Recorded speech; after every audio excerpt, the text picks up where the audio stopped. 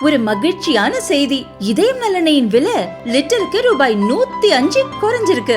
September 2023ல 1 litre இதயம் நலனையின் அதிகபட்ச விலை ரூபாய் 503. ஆனா இப்ப 1 லிட்டர் இதயம் நலனையின் விலை ரூபாய் 398 மட்டும்தான் தமிழ்நாட்டுல. அப்ப இனிமே எல்லாரும் இதயம் நலனை வாங்கலாம் இல்ல?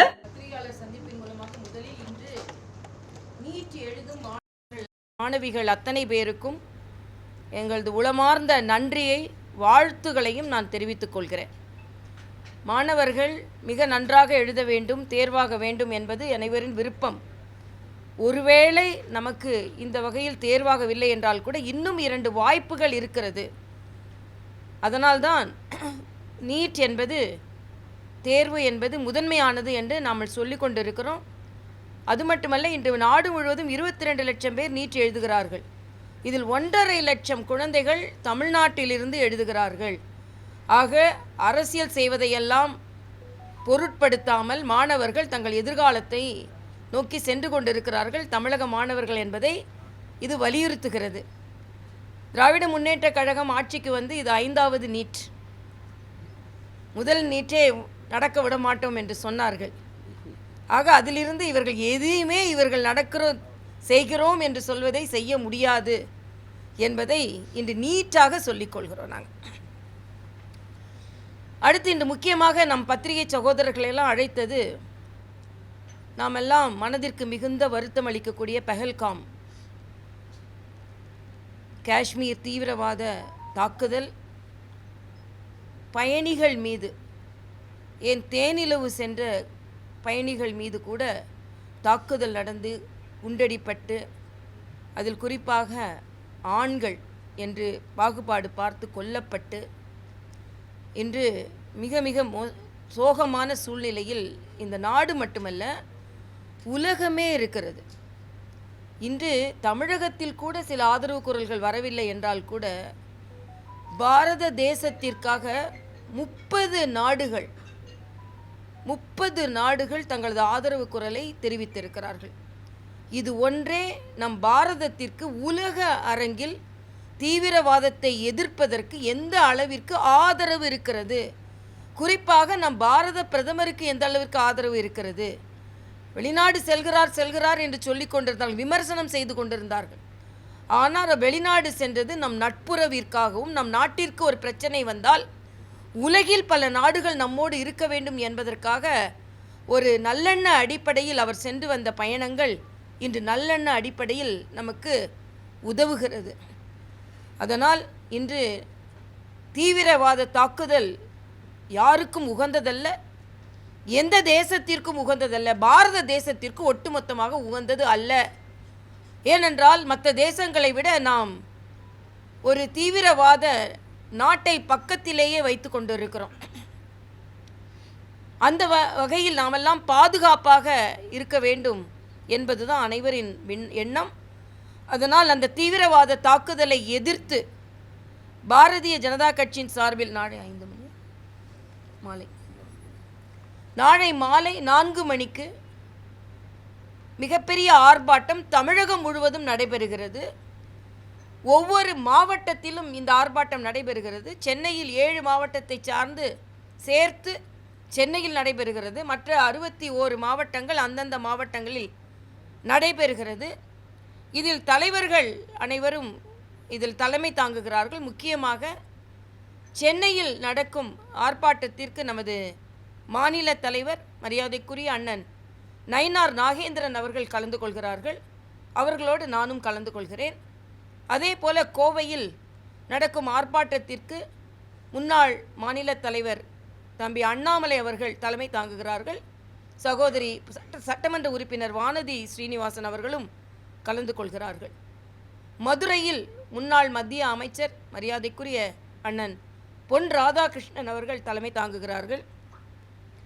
திண்டுக்கல்லில் மரியாதைக்குரிய அண்ணன் முன்னாள் தேசிய செயலாளர், தேசிய செயற்குழு உறுப்பினர் அண்ணன் ராஜா அவர்கள் தலைமை தாங்குகிறார்கள். ஆக முக்கிய நகரங்களில் இந்த முக்கிய தலைவர்கள் தலைமை தாங்குகிறார்கள். அந்தந்த மாவட்டத்தில் அந்தந்த மாவட்டத்தை சார்ந்த முக்கிய தலைவர்கள், மாவட்ட தலைவர்கள் தலைமையில் மிக பிரம்மாண்டமான ஆர்ப்பாட்டம், கண்டன ஆர்ப்பாட்டம், தீவிரவாத தாக்குதலுக்கு எந்த வகையிலும் இந்தியா ஒத்துப்போகாது என்பதை வலியுறுத்துவதற்கான ஆர்ப்பாட்டம் நடைபெற இருக்கிறது. பாகிஸ்தானை பற்றி சொல்லும் பொழுது பாகிஸ்தானை சார்ந்த அதிகாரி சொன்னார், சிந்து நதியில் இரத்தம் ஓடும் என்று சொன்னார். இந்தியா என்ன பதில் சொன்னது என்றால், இரத்தமும் தண்ணீரும் ஒரு சேர ஓட முடியாது என்பதில் நாங்கள் தீவிரமாக இருக்கிறோம் என்று சொன்னார்கள். ஆக அது மட்டுமல்ல, இந்தியா எவ்வளவு பெருந்தன்மை உள்ள நாடு என்றால், ஏறக்குறைய 6000 விசாக்கள் சென்ற வருடம் மட்டும் பாகிஸ்தான் சகோதர சகோதரிகளுக்கு இங்கே வந்து சிகிச்சை அளிப்பதற்கு கொடுக்கப்பட்டிருக்கிறது. இங்கே உள்ள சில எதிர்க்கட்சிகள், இங்கே உள்ள சிகிச்சை அளிப்பவர்களாக இருக்கட்டும், பாகிஸ்தானை சார்ந்தவர்களாக இருக்கட்டும், பாகிஸ்தான் விசா தடுக்கப்படுகிறது, முடக்கப்படுகிறது என்று சொல்வதை விட தீவிரவாதம் முடக்கப்படுகிறது என்று சொல்வதுதான் சரியான வாதமாக இருக்கும். ஆக பயங்கரவாதமும் தீவிரவாதமும் தடுக்கப்படுவதற்காக பாகிஸ்தானில் உள்ள விசாக்கள் தடுக்கப்படுகிறது என்பது மட்டுமல்லாமல், இங்கே சிகிச்சை பெற்று கொண்டிருப்பவர்கள் வெளியேற வேண்டும் என்று ஒரு கால நிர்ணயம் கொடுக்கப்பட்டது. மனிதாபிமானமற்றதாக இல்லை, மனிதாபிமானமற்ற செயலுக்கு எதிர்ப்பு தெரிவிப்பதாகத்தான். நாம் எவ்வளவு மனிதாபிமானம் உள்ளவர்களாக இருப்பதானால் அதற்கு கூட சற்று தளர்வு கொடுத்திருக்கிறார்கள் சிகிச்சை அளிப்பவர்களுக்கு, சிகிச்சை பெற்று கொண்டிருப்பவர்களுக்கு. ஆனால் தமிழகத்தில் எந்தெந்த மாவட்டங்களில் எங்கெல்லாம் பாகிஸ்தானியர்கள் இருக்கிறார்கள் என்பதை தீவிரமாக கண்டுபிடித்து அவர்களை வெளியேற்ற வேண்டும் என்றும் தமிழக அரசிற்கு எங்களது பாரதிய ஜனதா கட்சியின் சார்பில் நாங்கள் கோரிக்கை வைக்கிறோம். ஆக மனிதாபிமானமற்ற செயலுக்கு தான் நாம் எதிர்க்கிறோமே தவிர நாம் வேறு எதையும் எதிர்க்கவில்லை. என்னை பொறுத்த மட்டில் நாங்கள் எல்லாம் நாளை எல்லோரும் ஒன்று கூடுவது, கட்சி பாகுபாடின்றி, கட்சி எல்லையின்றி இன்று எல்லோரும் ஒன்று கூடுகிறார்கள். நீங்கள் சொன்ன பார்த்தீர்கள் என்றால், தெலுங்கானாவில் இஸ்லாமிய கட்சியை சார்ந்த உவேசி கூட இந்தியாவோடு நாங்கள் நிற்கிறோம், பாகிஸ்தான் இந்தியாவில் உள்ள சகோதரர்களை மதத்தை சொல்லி பிரித்தாள பார்க்கிறார்கள் என்ற கருத்தை ஒரு இஸ்லாமிய பாராளுமன்ற உறுப்பினர் சொல்லியிருக்கிறார். அதனால் எல்லோரும் மதம் சார்ந்து அல்ல, இது மனம் சார்ந்து எல்லோரும் ஒன்று கூடி நிற்கிறோம். இதை தான் நாங்களும் வலியுறுத்துகிறோம்.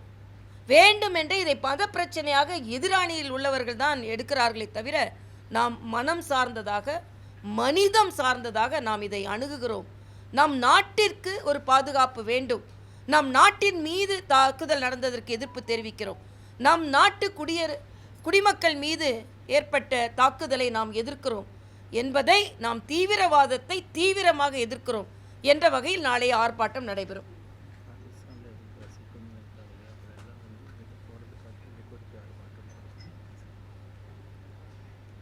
சொல்லிட்டேன். ஆக பாகிஸ்தானியர்கள் யார் இருந்தாலும் நாட்டின் சட்ட விதிகளுக்கு உட்பட்டு அவர்கள் எல்லாம் வெளியேற வேண்டும் என்ற கோரிக்கையும் நாம் வைக்கிறோம்.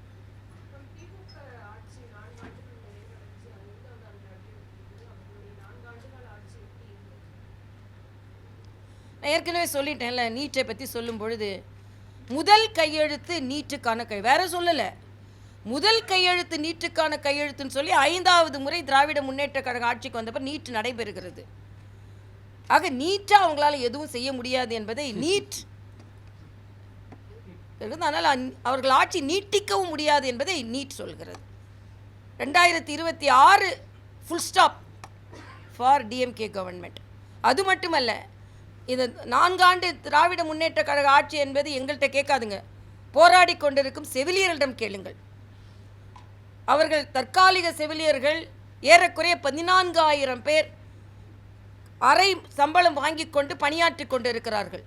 கரோனா காலத்தில் பணியாற்றிய மருத்துவர்களிடம் கேளுங்கள், ஜாக்டோஜியோ அவர்களிடம் கேளுங்கள், காவலர்களிடம் கேளுங்கள்.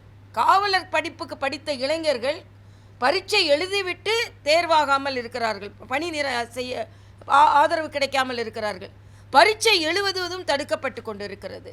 துப்புரவு தொழிலாளர்கள், நேற்று அங்கன்வாடியை சார்ந்த குழந்தைகளை பார்த்து கொள்ளுகின்ற அங்கன்வாடியை சார்ந்த தொழிலாளர்கள் போராட்டத்தில் ஈடுபட்டு கொண்டிருக்கிறார்கள். இங்கே மக்கள் எல்லாம் போராட்டத்தில் ஈடுபட்டு கொண்டிருக்கிறார்கள். முதலமைச்சர் பாராட்டு மழையில் நனைந்து கொண்டிருக்கிறார். கட்டாயப்படுத்தி பாராட்டு விழாக்கள் நடைபெற்று கொண்டிருக்கிறது. விளம்பரங்கள் நீங்கள் பார்த்தீர்கள் என்றால் மக்களுக்கு செலவிடக்கூடிய பணத்தை விளம்பரமாக செலவிட்டு போராடி கொண்டிருங்கள். ஒரு பக்கம் எங்களுக்கு அதை பற்றி கவலையில்லை, மக்களை பற்றி கவலையில்லை, நாங்கள் பாராட்டி கொண்டே இருப்போம் என்று எல்லாவற்றிற்கும் பாராட்டு. எதுக்கு பாராட்டுன்னு நான் கேட்குறேன். என்ன சாதனை? மாநில சுயாட்சி நாயகனுக்கு பாராட்டம். என்ன மாநில சுயாட்சி நாயகன்? அடைந்தால் திராவிட நாடு, இல்லை என்றால் சுடுகாடு என்று சொன்னவர்கள் இன்னைக்கு எந்த நிலையில் இருக்கிறீங்க? அதே மாதிரி இன்னொன்று சொல்கிறாரு, அதிமுகவை பாஜக ப்ரெஷர் செய்து கூட்டணியில் வைத்து கொண்டார்களாம். அண்ணன் ரொம்ப ப்ரெஷரில் இருக்கார். இன்னும் கொஞ்சம் பிளட் ப்ரெஷர் நம்ம பார்த்தா இன்னும் அதிகமாக ப்ரெஷரில் இருக்காருன்னு கண்டுபிடிக்கிறோம். நான் கேட்குறேன், என்ன ப்ரெஷரில் காங்கிரஸ் கூட நீங்கள் கூட்டணி வைத்திருக்கிறீர்கள்? உங்கள் ஆட்சியை கலைத்தது காங்கிரஸ், உங்களை எமர்ஜென்சி பீரியட் அப்போ சிறையில் அடைத்தது காங்கிரஸ், இலங்கையில் நம் தமிழ் சொந்தங்களை கொன்றது காங்கிரஸ். ஆக இந்த காங்கிரஸோட எந்த ப்ரெஷரில் நீங்கள் கூட்டணி வைத்தீர்கள்?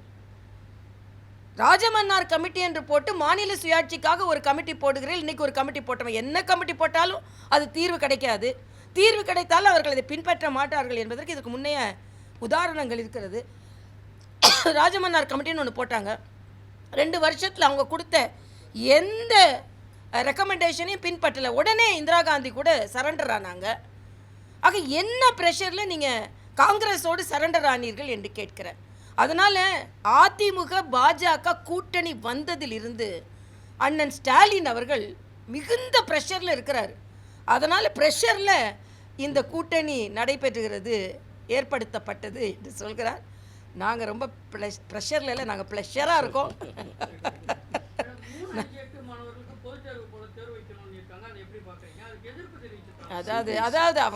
அதாவது அறிவுபூர்வமாக எதிர்க்கு என்றாலும் ஸ்டாலினின் அமைச்சரவை எதிர்ப்பு தெரிவிக்குங்க.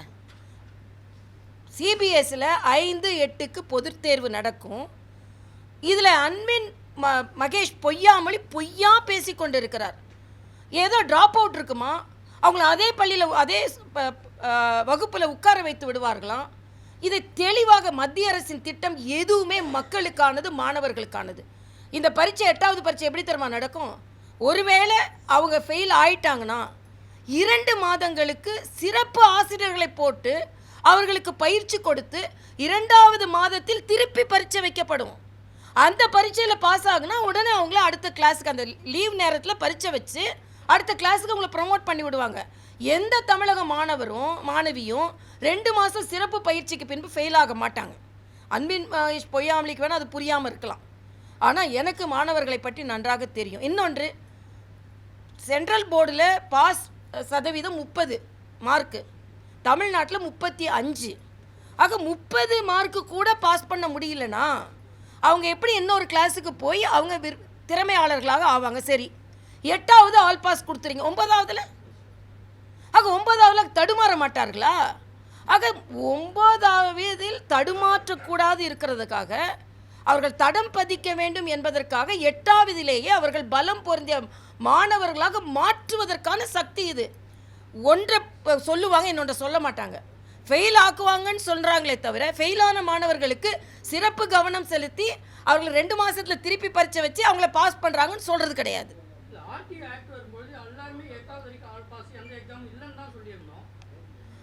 இப்போ மத்திய நீங்கள் மாநிலங்கள் எதை வேண்டுமானாலும் நீங்கள் பின்பற்றி கொள்ளுங்கள்.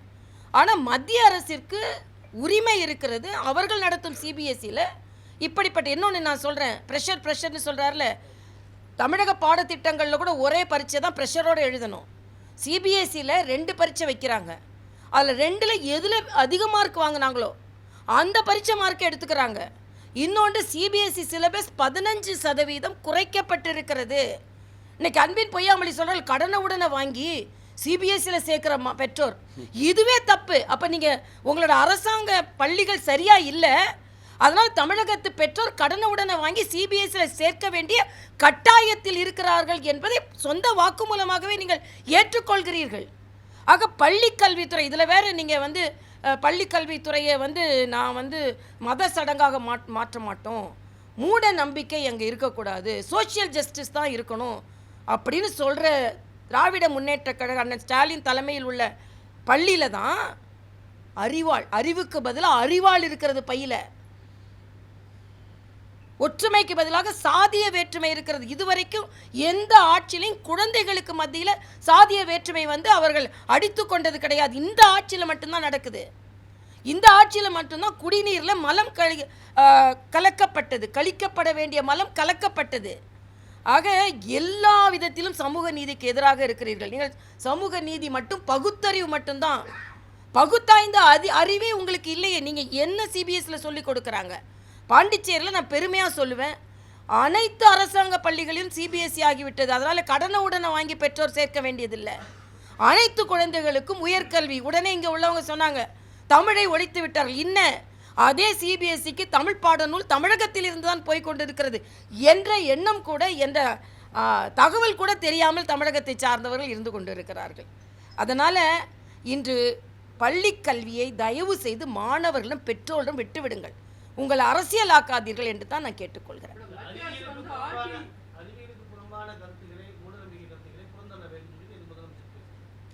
அறிவியலுக்கு புறம்பானதுன்னு எதை சொல்றாரு நான் கேட்குறேன்.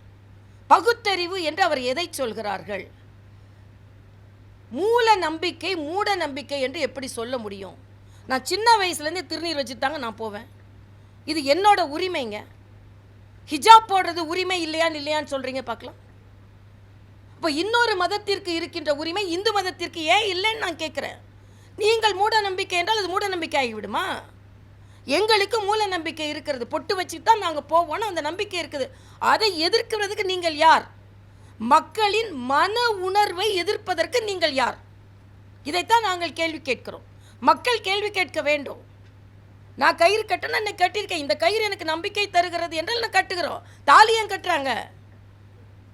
ஆக நம்பிக்கையில் ஏன் நீங்கள் தடையிடுகிறீர்கள்? அது ஏன் மூல நம்பிக்கை மூட நம்பிக்கை நீங்கள் இருக்கிற மூட நம்பிக்கையின் அளவுகோல் உங்களை பொறுத்தவரையில் என்ன? திராவிட முன்னேற்ற கழகத்திற்கு மாநாடு நடக்க வேண்டும் என்றால் பூமி பூஜை செய்வார்கள். அவர்கள் செய்தால் அது பகுத்தறிவு. அவங்க வீட்டில் வந்தால் பெரிய பூசணிக்காய் திருஷ்டி பட்டு விடக்கூடாதுன்னு உடைப்பாங்க, அது அவர்களுக்கு பகுத்தறிவு, எங்களுக்கு மூட நம்பிக்கை. சும்மா கதை விட்டுட்டே இருக்க வேண்டாம். 2026 வரைக்கும் கொஞ்சம் எல்லா அமைச்சர்களும் என்ன ஜெயிலில் இருக்க போகிறாங்களா, அமைச்சர்கள் இருக்க போகிறாங்களான்ற அது வேறு பதற்றத்தில் இருக்கிறாங்க. இங்கே எல்லா அமைச்சர்களும் பிரச்சாரத்துக்கு போக முடியுமா, போக முடியாதா, சிறைச்சாலைக்கு போகுமா, வழக்காடு மன்றத்துக்கு போகுமா? இருக்கிற அமைச்சரில் பாதி பேர் வழக்குகள் இருக்குது. வழக்கமாக வேலை செய்ய போகிறோமா, வழக்காடு மன்றத்துக்கு போகிறோமா, இதெல்லாம் அவங்க யோசனை செய்து கொண்டு இருக்கும்போது அண்ணன் ஸ்டாலின் கொஞ்சம் பொறுமையாக அவங்க அமைச்சரவையில் என்ன நடக்குது, அவங்க கூட்டணியில் என்ன நடக்குது, எங்கள் கூட்டணியை பார்த்து கொண்டு இருக்கிறார். அண்ணன் திருமாவளவன் கொடியேற்ற முடியவில்லை என்று புலம்பிக் கொண்டிருக்கிறார். கம்யூனிஸ்டுகள் தொழிலாளர்கள் நலன் பாதுகாக்கப்படவில்லை என்று அவர்கள் அந்த செல்ஃபோன் பிரச்சாரத்தில் கூட சாம்சங் பிரச்சாரத்தில் பிரவீனையில் அவங்க பேசி கொண்டிருக்கிறார்கள். துணை முதலமைச்சர் என்று அண்ணன் செல்வ பெருந்தகைக்கு ஒரு போஸ்டர் ஓட்டினோன்னு அது கிழிக்கப்படுகிறது. தம்பி கார்த்திக் சிதம்பரம் போன்றவர்கள் எங்களுக்கும் ஆட்சியில் உரிமை இருக்கிறதுன்னு சொல்கிறாங்க, அதுக்கு என்ன சொல்கிறீங்க? அது மட்டும் இல்லை, திராவிட முன்னேற்ற கழகம் தான் வேட்பாளர்களை தேர்வு செய்யும்னு நேற்று. அப்போ அது சர்வாதிகாரமா, ப்ரெஷரா? கூட்டணி மேலே நீங்கள் ப்ரெஷர் வைக்கிறீங்க, நாங்கள் ப்ரெஷர் வைக்கிறோமா? ஆக எல்லா ப்ரெஷரையும் அவங்க வைத்துக்கொண்டு மற்றவர்கள் மீது ப்ரெஷர் என்று சொல்லிக்கொண்டு அவங்க ரொம்ப ப்ரெஷரில் இருக்காங்க அப்படின்னு தெரிகிறது.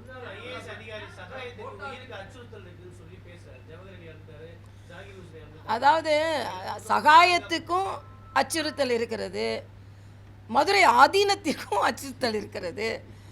ஆக எல்லோருக்குமே அச்சுறுத்தல் இருக்கும் பொழுது என்ன நாங்கள் கொண்டாடி கொண்டு இருப்போம் அப்படின்றதுல என்ன அர்த்தம்? சட்டம் ஒழுங்கு சரியாக இருக்கிறது என்று சகாயத்திற்கு நேற்று காவல்துறை திருப்பி நாங்கள் காவல் கொடுப்போம் அப்படின்னு சொல்லியிருக்கிறாங்க. அது உயர்நீதிமன்றம் எல்லாம் அவங்க வேண்டுகோள்லாம் வைத்ததற்கு பின்பு காவல்துறைக்கே பாதுகாப்பு இல்லையே தமிழ்நாட்டில்.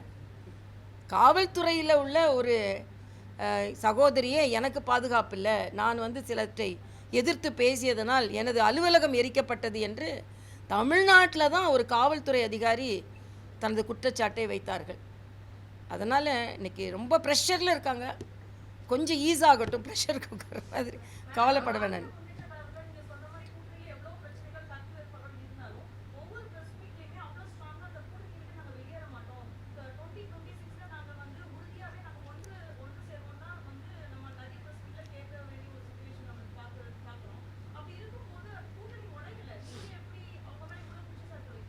இல்லை, அது ப்ரெஷரில் இருக்காங்க. அவங்க ப்ரெஷர் படுறாங்க. திருமாவளவன் அண்ணன் என்ன சொல்கிறாருன்னா, இடத்த பற்றி கவலை இல்லையாம், ஆனால் அவர் அடியில் இருப்பார். கொடியேற்ற விட மாட்டாங்களாம், ஆனால் இருப்பாங்களாம்.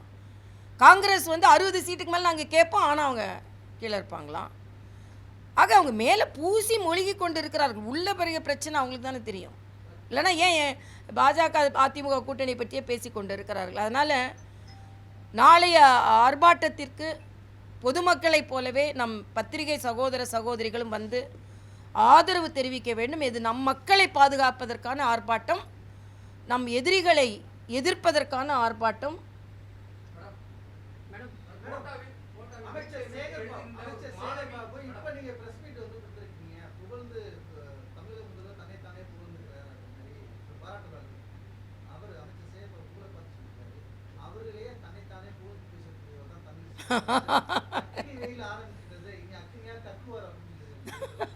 பரவாயில்ல, அக்னியா கக்குவார்ன்னு அவருக்கே தெரியும். நான் என்ன நீங்கள் பத்திரிகை புரட்டி பாருங்கள். நான் 2 மாநில கவர்னராக இருந்து இதை விட நல்லா பணியாற்றினேன். எனக்கு நான் அதை சொல்லி கொண்டு இருக்கிறேன்னா இல்லை. அதனால் நாங்கள் 2026 நாங்கள் எங்களை பார்த்துக்கொள்வோம். அண்ணன் சேகர் பாபு அவர்களும் நீங்கள் கவலைப்படாமல் இருக்கலாம். இன்னும் கொஞ்சம் இடமுழுக்கெல்லாம் இருந்தால் அதெல்லாம் முடிச்சிருங்க. இல்லைனா அவருங்க நீங்கள் போக முடியாது. அண்ணன் ஸ்டாலின் ஒரு குடமுழுக்கு கூட அவங்க போனதில்லை. இனிமேல் எந்த குடமுழுக்கும் போக முடியாத அளவிற்கு ஏற்கனவே நான் சொல்லிட்டேன். நேற்று விழிஞ்சியம் ஏர்போர்ட்டுக்கு போர்ட்டுக்கு அந்த மாநில முதலமைச்சர் வந்து வரவேற்றிருக்கிறார். அந்த மாநிலத்தை சார்ந்த பாராளுமன்ற உறுப்பினர் மேடையில் இருந்திருக்கிறார். ஆனால் நான் தெலுங்கானா கவர்னராக இருக்கும்போது கேசிஆர் எதற்கும் பிரதமரை வரவேற்கவில்லை. இன்று வீட்டில் இருக்கிறார். அதே போல் அண்ணன் ஸ்டாலின் அவர்கள் பிரதமரை எதற்கும் வரவேற்கவில்லை. 2020 வீட்டில் இருக்க போகிறார். அதைத்தான் நாங்கள் சொல்லிக்கொண்டோம்.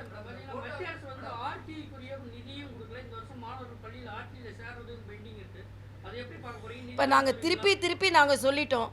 மத்திய அரசு மக்களுக்கான எல்லா மாநிலங்களும் புதிய கல்விக் கொள்கையை பின்பற்றி மக்களுக்கு நல்லது செய்து கொண்டிருக்கும் போது தமிழகம் அதை அரசியலாக்கி கொண்டிருக்கலாம். திருப்பி சொல்லிட்டோம். அவ்வளோதான். நன்றிப்பா.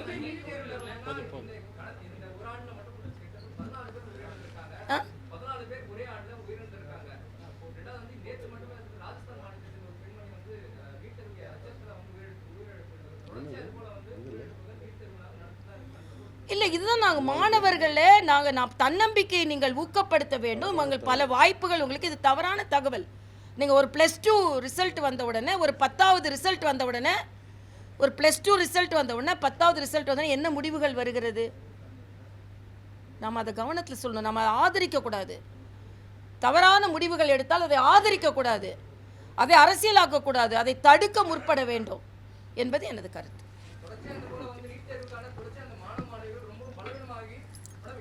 அவர்களை பலப்படுத்துங்கள். நான் கேட்குறேன், புதுச்சேரியில் அரசாங்க பள்ளிகளில் அவர்களுக்காக 10% கொடுத்தது மட்டும் இல்லாமல் அவர்களுக்கு பயிற்சி வகுப்புகள் நடத்தப்படும். நான் தமிழக அரசை கேட்கிறேன், பயிற்சி வகுப்புகள் நீங்கள் நடத்துங்கள். பயிற்சி மையங்களில் பிரச்சனைனா அதை தடுங்கள் நான் கேட்குறேன்.